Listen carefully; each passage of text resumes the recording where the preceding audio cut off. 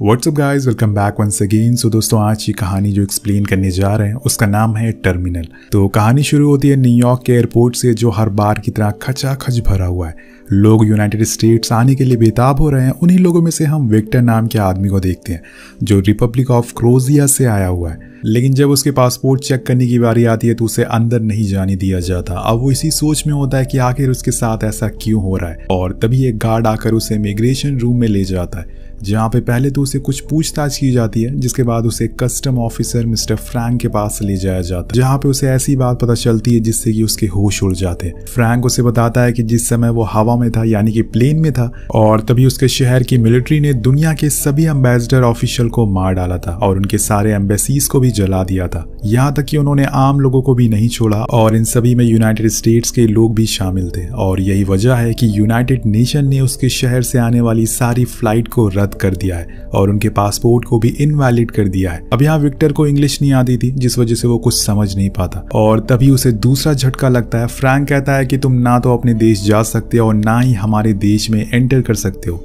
इसलिए मैं तुम्हें कुछ दिनों के लिए एयरपोर्ट लॉन्च का टिकट देता हूँ। तुम वहीं रहो जब तक सब कुछ ठीक नहीं हो जाता, जब तक तुम अपने देश वापस नहीं चले जाते।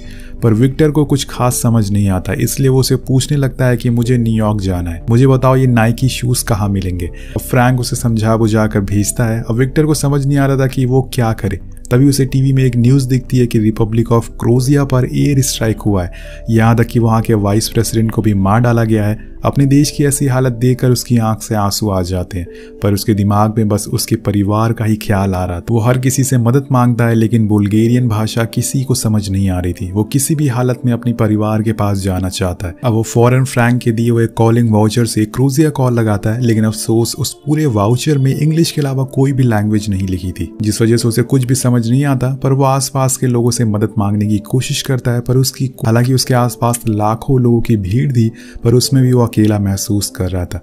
किसी ने उससे ये तक नहीं पूछा कि वो रो क्यों रहा या फिर वो मुसीबत में क्यों है। पर विक्टर के लिए मुश्किलें तो बस यहाँ से शुरू हुई थी। अब वो आगे क्या करे ये सब बैठकर सोचने लगता है। सो दोस्तों, वीडियो में आगे बढ़ने से पहले मैं आपके लिए लाया हूँ एक ऐप जो आपको फ्री में, जी हाँ फ्री में, आपको बस साइन अप करने से आईफोन जीतने का मौका दे सकता है। तो ऐप का नाम है जीतविन ऐप, और अभी जीतविन सभी साइन अप करने वाले लोगों को 5 फ्री स्पिन दे रहा है। और अगर आप मेरा प्रोमो कोड मूवी यूज करते हैं तो आपको एक्स्ट्रा 5 स्पिन मिल रहे हैं फ्री में, बिना कोई डिपॉजिट या फिर इन्वेस्टमेंट करे बिना। तो दोस्तों, जीतविन में आप स्पोर्ट्स ट्रेडिंग कर सकते हैं और काफी सारे कसिनो गेम्स भी खेलकर पैसे कमा सकते हैं। और सबसे अच्छी बात आप जानते हैं क्या, कि इस ऐप को रेफर करके भी आप 300 रुपए कमा सकते हैं, और ये अनलिमिटेड है, मतलब कि आप जितने चाहे उतने लोगों को रेफर कर सकते हैं और फ्री में पैसे कमा सकते हैं। तो अभी साइन अप करिए और मेरा प्रोमो कोड मूवी यूज करिए और आईफोन जीतने का मौका मिस मत करिए। एक बार चेकआउट जरूर करिएगा, जिसका लिंक आपको नीचे डिस्क्रिप्शन में मिल जाएगा।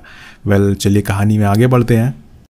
और तभी उसका वाउचर उड़कर दूर चला जाता है, जिसे एक गुप्ता नाम का इंडियन क्लीनर स्टाफ उठा के ट्रैश में डाल देता है। वो भागकर उसके पास जाता है और वो सारे वाउचर्स मांगने के लिए, पर वो आदमी सारे वाउचर्स को कचरा समझकर अपने साथ ले जाता है और कहता है कि क्या आपके पास कोई अपॉइंटमेंट है मेरे कूड़े को देखने के लिए। दोस्तों, ये एक बहुत ही फनी कैरेक्टर होता है मूवी में, और वो उसे गेट लॉस भी कहता है और साथ में उसे सॉरी भी बोलता है। वेल, विक्टर के पास खाने के लिए कुछ नहीं था, वो पूरी तरह से परेशान और भूखा था। ऊपर से रात हो जाती है, उसे अब सोने के लिए सही जगह भी नहीं थी, इसलिए वो खुद का ही एक बेड बनाता और वहीं सो जाता है। यहाँ हम उसके हाथ में एक कैन भी देखते हैं, जो उसके लिए बहुत ही ज्यादा स्पेशल होता है, जिसे वो अपने दिल के करीब रखकर सोता है। लेकिन आखिर उस कैन में क्या है ये हमें आगे पता चलेगा। और अब इसी तरह से 2 से ज्यादा दिन बीत जाते हैं। विक्टर ने एयरपोर्ट को ही अपना घर समझ लिया था। वो वहीं बाथरूम में जाता, नहाता धोता, बार बार कस्टम इमिग्रेशन के पास जाता ताकि उसे परमिट मिल सके न्यूयॉर्क जाने का।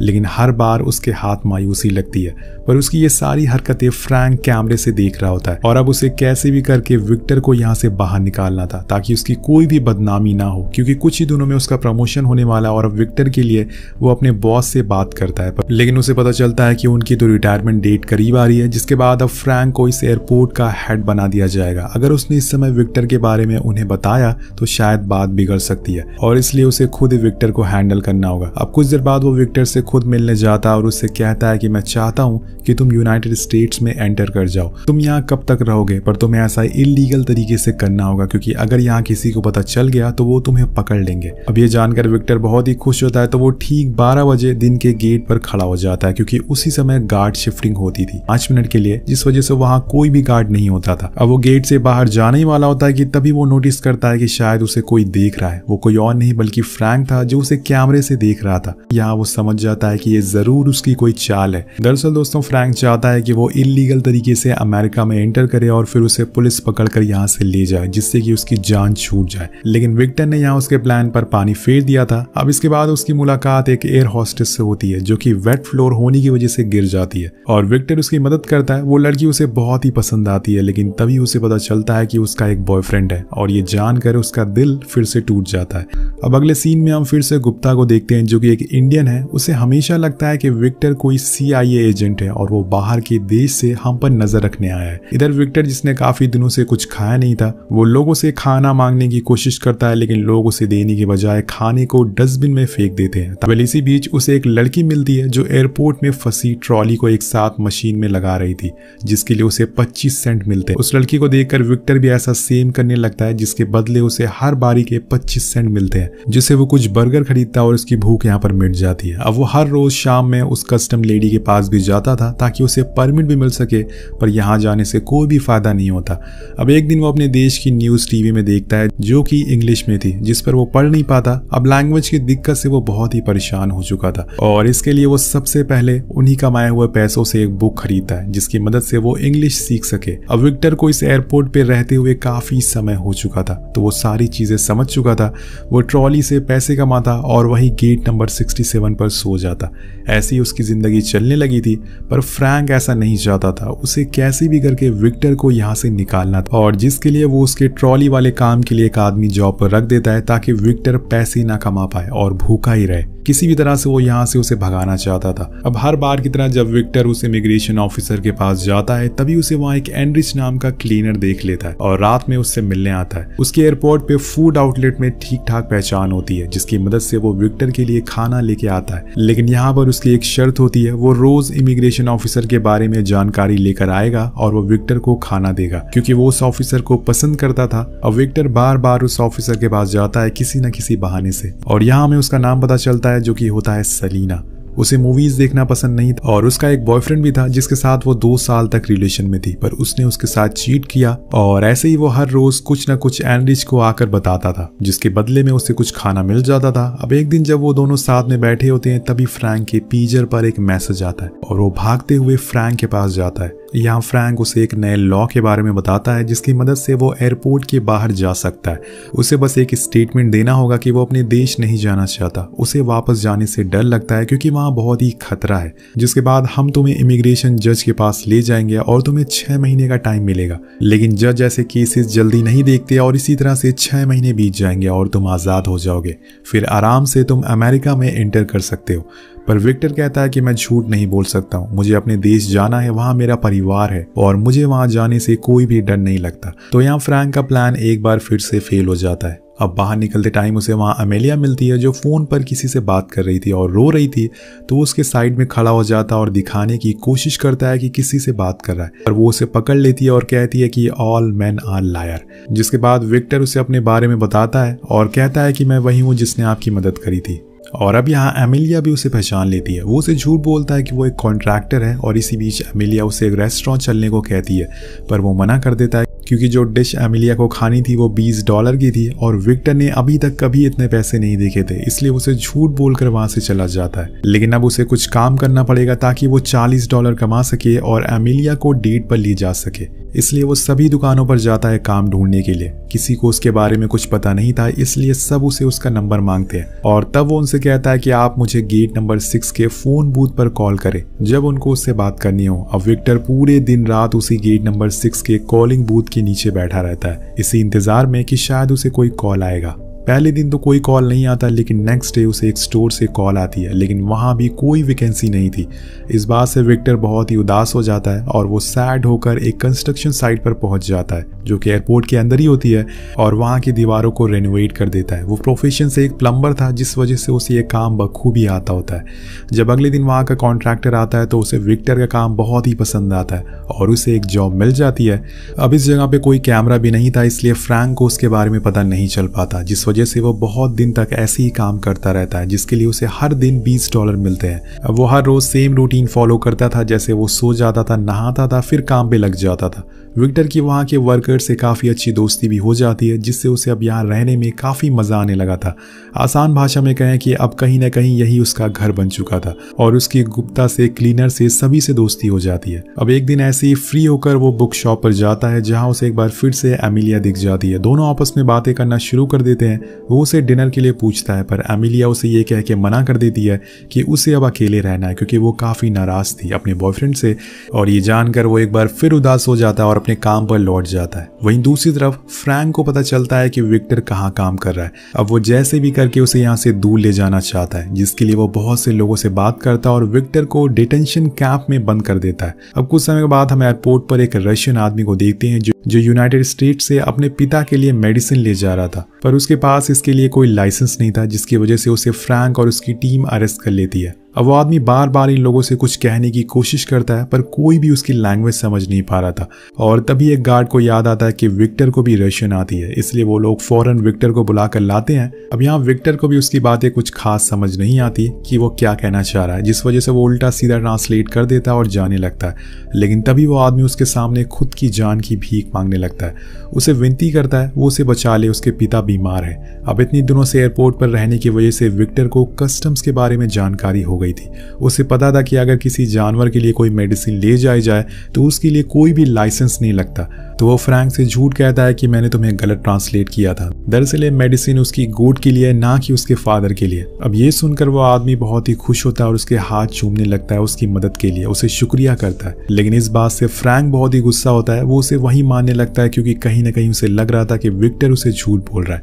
लेकिन तभी यहाँ पर उसका बॉस आ जाता है और उसे ऐसा करते देख लेता है, जिस वजह से उसे उन दोनों को छोड़ना पड़ता है। इधर गुप्ता सारे स्टाफ और स्टोर वालों को ये बता देता है कि फ्रैंक एक गरीब आदमी को मारना चाहता था, लेकिन विक्टर ने उसकी जान बचा ली, जिसके बाद सारे लोग विक्टर को अपने साथ रखने के लिए बुलाने लगते। सभी लोग उसकी इज्जत करने लगते हैं और उसे काम देने लगते हैं, यानी कि वो अब एक मसीहा बन चुका था। पर यहाँ फ्रैंक का ईगो हर्ट हो चुका था। वो बार बार कोशिश करता रहता है कि किसी भी तरह से वो विक्टर को यहाँ से भगा दे, और जिसके लिए वो उसे पूछता भी है कि तुम्हारे उस कैन में क्या है और तुम यूनाइटेड स्टेट्स किस काम के लिए आए हो। पर विक्टर बताने से मना कर देता और फ्रैंक उसे धमकाता है कि मैं तुम्हारी लाइफ बर्बाद कर दूंगा, हमेशा कैंप में ही सड़ते रहोगे। लेकिन विक्टर पर फ्रैंक की बातों का कोई भी असर नहीं होता और वो चला जाता है। वहीं दूसरी ओर हम गुप्ता को देखते हैं, जो चोरी छुपे विक्टर को एंड्रिस को लेकर एयरपोर्ट के शेड्यूल रूम में घुस जाता है। उसे ये पता लगाना था कि एमिलिया की नेक्स्ट फ्लाइट कब आ रही है, ताकि विक्टर उसे डिनर पर ले जा सके। वेल उन्हें पता लग जाता है और वो उसी दिन पूरे प्लान के साथ रेडी रहता है। और तभी एमिलिया आ जाती है और विक्टर फाइनली डेट पर उसे ले जाता है।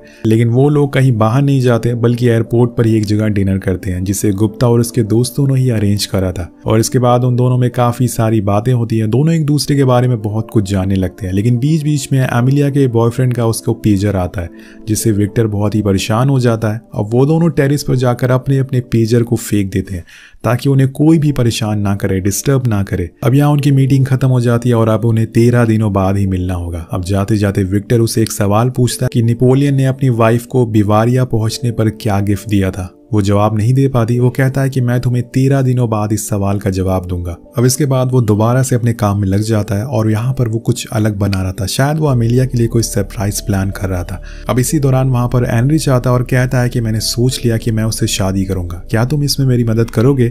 अब अगले दिन एक बार फिर से विक्टर इमिग्रेशन ऑफिसर के पास जाता है वीजा लगवाने के लिए, पर उस फॉर्म के साथ वो उसे एक रिंग भी देता है और सारी सच्चाई बताता है। विक्टर कहता है कि एनरिच तुमसे बहुत ही प्यार करता है और वो तुम्हारा कैफे में वेट कर रहा है। और इसके कुछ देर बाद वहां पहुंच जाती है और उसके हाथ में वही रिंग थी जो उसने विक्टर के जरिए भिजवाई थी। अब ये देखकर एनरिच बहुत ही खुश होता है, जिसके बाद दोनों वहीं एयरपोर्ट पर ही शादी कर लेते हैं। पर यहाँ विक्टर के लिए चीजें सही नहीं थी। आखिर उसे कब तक ऐसे यहाँ पर रहना होगा इस तरह से। अब एक दिन जब एमिलिया वापस आती है तो उसे फ्रैंक के लोग डिटेन कर लेते हैं और उसे पूछताछ करने लगते हैं। पर फ्रैंक का असली मकसद था कि वो विक्टर के खिलाफ उसे भड़का सके।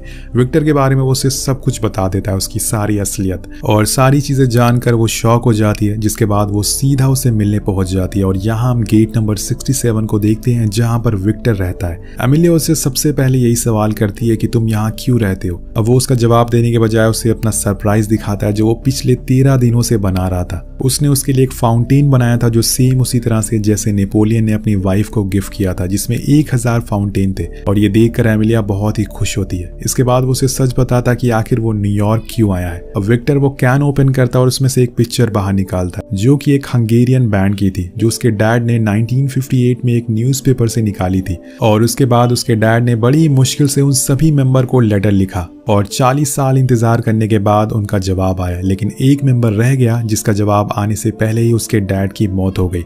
लेकिन मैंने उनसे प्रॉमिस किया था कि मैं उनका ये ड्रीम, ये सपना पूरा करके रहूंगा। अब विक्टर के लिए उसके पिता का प्यार देखकर एमिलिया की आंखों में आंसू आ जाते हैं। वो कहती है कि तुम यहाँ इतने दिनों से अपने डैड के लिए रह रहे हो। तो विक्टर बोलता है कि उन्होंने 40 साल इंतजार किया था अपने इस ड्रीम को पूरा करने के लिए, और उनके सामने मेरा ये इंतजार कुछ नहीं है। अब एमिलिया को समझ आ जाता है कि विक्टर एक बहुत ही अच्छा इंसान है। उसने अपने बॉयफ्रेंड से ब्रेकअप कर लिया था और विक्टर के साथ ही रहने का फैसला कर लेती है। अब नेक्स्ट डे एंड्रिच आकर विक्टर को एक बहुत ही अच्छी न्यूज सुनाता है। वो बताता है कि तुम्हारे देश में जंग खत्म हो गई है, अब तुम वापस जा सकते हो। और ये जानकर एयरपोर्ट पर सभी लोग बहुत ही खुश होते हैं। और इसी बीच वहाँ एमिलिया आती है और उसे एक इमरजेंसी 1 डे वीजा देती है और खुश कर देती है। वो उसे बताती है कि ये उसके बॉयफ्रेंड ने दिया है, उसकी अच्छी जान पहचान है। और ये बोलकर वो वहां से जाने लगती है। पर यहाँ वो उसे ये नहीं बताती कि उसने ऐसा एक शर्त पर किया था। उसके बॉयफ्रेंड ने कहा था कि अगर उसे वीजा चाहिए तो उसे उसके साथ वापस रिलेशन में आना पड़ेगा। तो एमिलिया ने हाँ कर दिया और खुद के सपने को तोड़कर विक्टर के डैड के सपने को पूरा करने का सोचा। अब वो जाने से पहले आखिरी बार विक्टर से पूछती है, क्या तुम्हें पता है कि नेपोलियन ने अपनी वाइफ को वेडिंग प्रेजेंट में क्या दिया था? वो एक गोल्ड लॉकेट थी और उसके अंदर एक इंस्क्रिप्शन थी जिसमें लिखा था डेस्टिनी। ये बोलकर वहां से चली जाती है और विक्टर को सब समझ आ जाता है कि उसकी डेस्टिनी क्या है। अब वो उस वीजा को लेकर फ्रैंक के पास जाता है साइन के लिए। अब वो साइन करने के लिए राजी था, पर वो उसे एक धमकी देते हुए कहता है कि अगर उसने एक भी कदम न्यूयॉर्क में रखा तो वो उसके दोस्तों को, एनरिच को और गुप्ता को काम से निकलवा देगा और उन पर बैन भी लगवा देगा। अब यहाँ विक्टर खुद के लिए अपने दोस्तों को धोखा नहीं दे सकता, इसलिए वो अपने देश वापस जाने का फैसला करता है। उसके सारे दोस्त उसे रोकते हैं और अपने पिता के सपने को पूरा करने को कहते हैं। यहाँ तक कि गुप्ता तो उसे डरपोक भी कह देता है, लेकिन विक्टर नहीं मानता। और तब गुप्ता उसे एक बहुत ही अच्छी बात कहता है। वो कहता है कि इंडियन जिसे दिल देते हैं उसके लिए अपनी जान भी देने के लिए तैयार हो जाते हैं। और यहाँ गुप्ता भी यही करते हैं। वो रनवे पर जाकर उसी क्रूजिया वाली फ्लाइट के आगे खड़े हो जाते हैं, जिससे कि वो फ्लाइट डिले हो जाती है और अब विक्टर को एक दिन का टाइम मिल जाता है न्यूयॉर्क जाने का। अब जब इस बारे में एयरपोर्ट के कस्टम स्टाफ को पता चलता है तो वो फौरन गेट की तरफ पहुंच जाते हैं। वहीं दूसरी ओर विक्टर को सी ऑफ करने के लिए पूरा एयरपोर्ट उसके पीछे पीछे था, लेकिन तभी वहां पर गार्ड्स आ जाते हैं और उसे रोक लेते हैं। लेकिन दोस्तों, उन्हें भी सच्चाई पता होती है कि आखिर सही कौन है और गलत कौन है। वो विक्टर के लिए गेट खोल देते हैं और कुछ इस तरह से वो अपना पहला कदम अमेरिका की जमीन पर रखता है। अब यहाँ उसे एमिलिया भी दिखती है, जिसे देखकर वो स्माइल करता है और उसका शुक्रिया करता है। और यहाँ से वो सीधा बेनी गैल्सन से मिलने जाता है, जहाँ पे उनका ऑटोग्राफ लेता है और अपने डैड का सपना पूरा करता है। सिर्फ एक दिन के लिए उसने इतना सब कुछ झेला, पर वो कहते हैं ना कि promise never made to be broken. और इसी तरह से ये कहानी यही खत्म हो जाती है।